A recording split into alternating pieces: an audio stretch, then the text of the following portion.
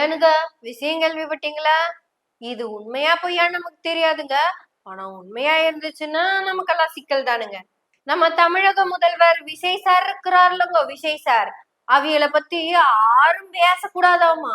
அட ஒட்டுமொத்தமா அப்படி சொல்லிட முடியாதுங்க. அவரை பத்தி புகழ்ந்து புகழ்ந்து பேசலாமுங்க, எவ்வளவு வேணா புகழ்ந்து பேசலாமுங்க. ஆனா விமர்சனம் மட்டும் பண்ணிடக்கூடாதுங்க. உதாரணத்துக்கு நான் புகழற மாதிரி கூட எல்லாரும் புகழலாமுங்க. எப்படின்னு கேட்டீங்கன்னா, இது வரைக்கும் தமிழ்நாட்டுல இல்லாதபடியான மாற்றங்களை கொண்டு வர முயற்சி பண்ற விஜய் சாருக்கு ரொம்ப நன்றிங்க. இப்படி பொதுவா சொன்னா நல்லா இருக்காதுங்க. பர்டிகுலரா சொல்லணும்னா வந்தே மாதரம்ங்க. வந்தே மாதரத்தை முதல்ல பாடு, சனகணமனவர் 2வது பாடு, தமிழ் தாய் வாழ்த்த 3வதா பாடு. இந்த வேலையெல்லாம் பண்ணி முடிச்சதுக்கு அப்புறம் எங்களுக்கு அதுல உடன்பாடு இல்லைங்க அப்படின்னு சொல்லி முடிச்சிருவாங்க. அவ்வளவுதாங்க, எல்லாம் முடிஞ்சு போச்சு.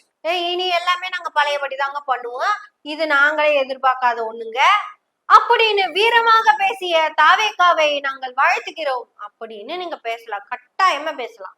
இந்தியாவிலேயே மதம் பார்க்காத மாநிலம் தமிழ்நாடு மட்டும்தானுங்க. இந்த சாதி கருமாந்திரம் இருக்குதே, அது மாறுறது கொஞ்சம் லேட் ஆகு. ஆனா மத வேறுபாடு இல்லாத மாநிலம்ங்க தமிழ்நாடு. அந்த மாநிலத்துக்குள்ள வந்தே மாதரம் வேண்டாம் அப்படின்னு நம்ம பேசக்கூடாதுங்க, அது விமர்சனமா போயிடுமா. அப்படி நீங்க விமர்சனம் பண்ணிட்டீங்கன்னு வைங்களேன், உங்க ஐடியெல்லாம் பிளாக் செய்யப்படும், உங்க சமூக ஊடகங்களுடைய பக்கங்கள் எல்லாம் முடக்கப்படலாம். ஆனா நீங்க அது பெருமையா பேசுனீங்கன்னா அது தப்பில்லைங்க. நீங்க இப்படி வேணா பேசலாமுங்க. வாயிலேயே வடை சுடுறதுக்கு எங்க தளபதி என்ன திமுகவா? எலெக்ஷன் கேம்பெயின்ல பேசுறது, எலெக்ஷன் கேம்பெயின்ல பேசுறது. அப்ப அவரு முதல்வரா இல்ல. அன்னைக்கு அது தாவேகாவின் தலைவர் தான். ஆனா இப்போ தமிழ்நாட்டின் முதல்வருங்க. தமிழ்நாட்டின் முதல்வரா அவர் என்ன சொல்றாரோ அதைத்தான் நீங்க எடுத்துக்கணும். தாவேகா தலைவருக்கும் முதல்வருக்கும் சம்பந்தம் இல்ல. அது ஒரு கட்சி சார்பா பேசுறது, அது கட்சி.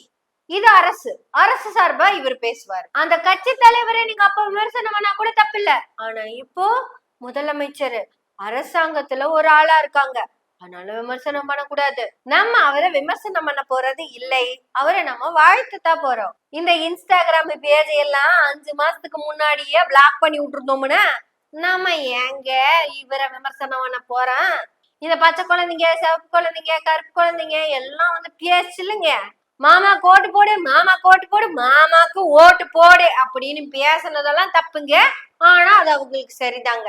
ஆனா இப்ப நம்ம குழந்தைங்கெல்லாம் அப்படி பேசியிருக்க கூடாதுங்க அப்படின்னு சொன்னோம்னா நம்ம தப்பாயிடுறோம். இப்ப வந்துட்டுங்க, நம்ம தமிழக முதல்வர் திரு விஜய் அவரை பத்தி நம்ம கரெக்டா புரிஞ்சுக்கிட்டுதான் விமர்சனம் பண்ணணும். உதாரணத்துக்கு அவர் பண்ற தப்பெல்லாம் சரி, நீங்க சரியாவே பண்ணாலும் தப்பு, சிம்பிள், இவ்வளவுதாங்க.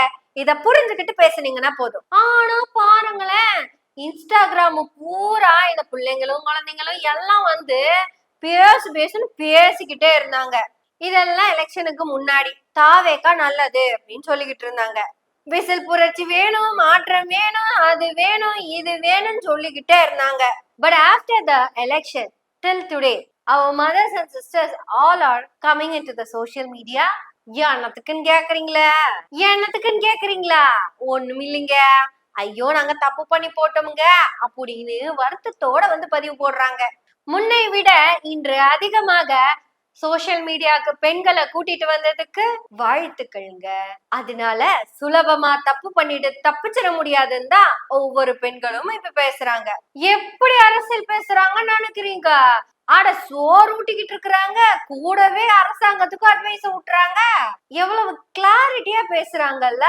நீங்கெல்லாம் எங்கம்மா போனீங்க அப்படின்லாம் கேட்க மாட்டேன், நீங்கெல்லாம் இங்கதான் இருந்திருக்கீங்க. காலம் பேசாது, பேசும் தான் பேசிட்டு இருக்குல்ல, பேசட்டும். எந்த சோசியல் மீடியாவை வச்சு எந்த பிரபகண்டா உருவாக்கி எதுல மேனிபுலேட் பண்ணி நீங்க இன்னைக்கு ஆட்சிக்கு வந்தீங்களோ அதே சோசியல் மீடியா முதல் நாளே உங்களுக்கு எதிரா மாதிரி இருக்கு. நான் கூட பாருங்க கணக்கூடமா தப்பு தப்பாதான் பேசிக்கிட்டு இருக்கிறேன். அட தமிழ்நாட்டுல விஜய் வேணும்னு கேட்டவங்க 134 பேருங்க, வேண்டான்னு சொன்னவங்க 66 பேருங்க. 3 பேத்துல 2 பேர் வேண்டான்னு சொல்லி இருக்கிறாங்க. ஆனா என்ன சத்தமா சொல்லாம விட்டு போட்டாங்க. இப்ப மொத்தமா வந்து சத்தமா பேச ஆரம்பிச்சுட்டாங்க சோசியல் மீடியாவில. ஆட நாம கூட எலெக்ஷனுக்கு முன்னாடி வரைக்கும் என்னடா நடக்குது இங்கே, நம்ம ஒரு 500 பேர் கத்திக்கிட்டு இருக்கிறோம், அங்க 5000 பேர் விசில் ஊதிக்கிட்டு இருக்கிறாங்களே அதுல நம்ம சத்தமெல்லாம் கேக்குமா கேட்காதா ஐயோ அப்படின்னு பயந்தனுங்க. ஆனா நேத்துல இருந்து பயம் சுத்தமா போச்சுங்க. மொத்தமா ஆப்போசிட்டா மாறிடுச்சுங்க களம். நேத்துங்க நம்ம அண்ணன் ஒருத்தர் கல்யாணத்துக்கு பத்திரிக்கை வைக்க வந்தாருங்க. அவர் பேரு சொல்லக்கூடாது, வேணாம் விட்டுருங்க. அவர் பத்திரிக்கை வச்சாருங்க, டீ கொடுத்து குடிச்சிட்டு இருந்தாருங்களா. சும்மா அந்த பழக்க தோஷத்துல நீங்க யாருக்கு ஓட்டு போட்டீங்கன்னு கேட்டுட்டனுங்க. நாங்க மாற்றத்துக்காக ஓட்டு போட்டு புரட்சி செய்தவர்கள் அப்படின்னு சொல்லிட்டாங்க. அப்படிங்களாண்ணா, ரொம்ப சந்தோஷமுங்கண்ணா. சரின்னு அந்த பத்திரிக்கை கொடுத்தாங்க, வாங்கிட்டு எப்ப கல்யாணம்னு கேட்டேன். அடுத்த வாரம் தாமா அப்படின்னாங்க. உங்க தலைவர் மாதிரியே உங்க வாழ்க்கை நல்லா அமைய வாழ்த்துக்கள்ங்க அப்படின்னு சொன்னனுங்க. பொடான்னு சண்டைக்கு வந்துட்டாருங்க. ஏனுங்க, புரட்சி மாற்றம்னால இப்பதான் சொன்னீங்க, ஆனா அத கொடுத்தவர் மாதிரியே உங்க வாழ்க்கை இருக்கட்டும் சொன்னா எதுக்குங்க கோவப்படுறீங்க? ஏனுங்க, நாங்க ஒண்ணும் தப்பா விமர்சனம் பண்ணலைங்க, நாங்க ஒண்ணும் யோசிச்சு கதை கட்டலைங்க. உண்மையாலுமே நடந்த விஷயத்தான் சொல்றோம். அப்படி ஏதாவது உங்களுக்கு ஆதாரம் வேணும்னா நான் என்ன பண்றது, கேட்டு பாக்குறேன் அவரு வருவாரான்னு. ஆனா என்ன, இந்த மாதிரி ஆதாரங்கள் தமிழ்நாட்டுல இனி வந்துகிட்டேதான் இருக்கும். அதனால நீங்க பத்திரிக்கை கொடுக்க வரவங்கள எல்லாம் இந்த மாதிரி வாழ்த்துங்க. நம்ம விஜய் அவர்கள் சிஎம் ஆகிறதுக்கு முன்னாடியே ஒரு பையன் வீடியோ போட்டிருந்தான் இல்லைங்க, அடுத்த வாரம் எங்க அக்கா கல்யாணம் வருதுங்க, அதனால நீங்க மாமஞ்சீரெல்லாம் எடுத்துட்டு வந்து அக்கா கல்யாணத்தை நல்லபடியா நடத்தி வைங்கன்னு சொல்லியிருந்தானே. அவங்க மச்சாங்கிட்ட போய் அந்த தம்பியை சொல்லுங்க, எங்க தலைவர் மாதிரி நீங்க இருக்கணுங்கன்னு. இது எல்லாம் விமர்சனம் கிடையாது. பட் இதெல்லாம் நம்ம கடந்து வந்துடலாம். நமக்கு இது முக்கியம் இல்ல. நமக்கு எது முக்கியம்னா, நம்ம ஒரு நாள் கூட தமிழக முதலமைச்சரான திரு விஜய் அவர்களை விஜய் அங்கிள் அப்படின்னு கூப்பிட போறது இல்ல.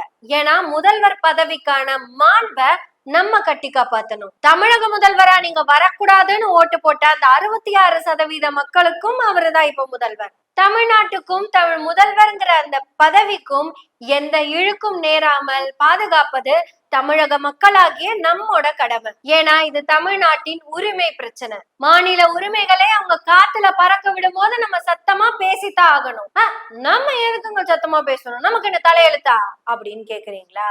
ஒண்ணும் பிரச்சனை இல்லைங்க, நம்ம மெதுவாவே பேசுவோம்.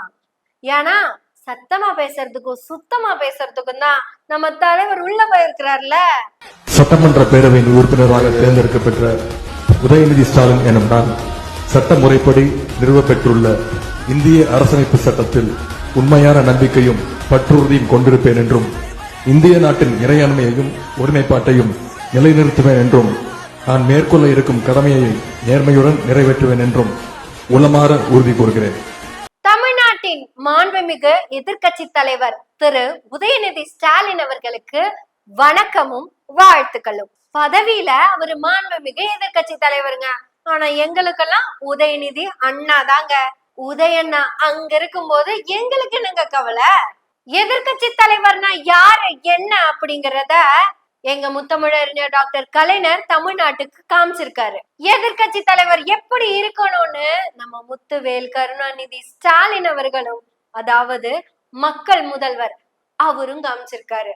இதோ அடுத்ததாக வந்துட்டார்ல எங்க உதயண்ணன். வாரிசு தாங்க, இதுவும் வாரிசுதான். எதிர்கட்சி தலைவராகவும் வாரிசுதான் இருப்பாங்க. இது வெறும் ரத்த வாரிசு இல்ல, கொள்கை வாரிசு.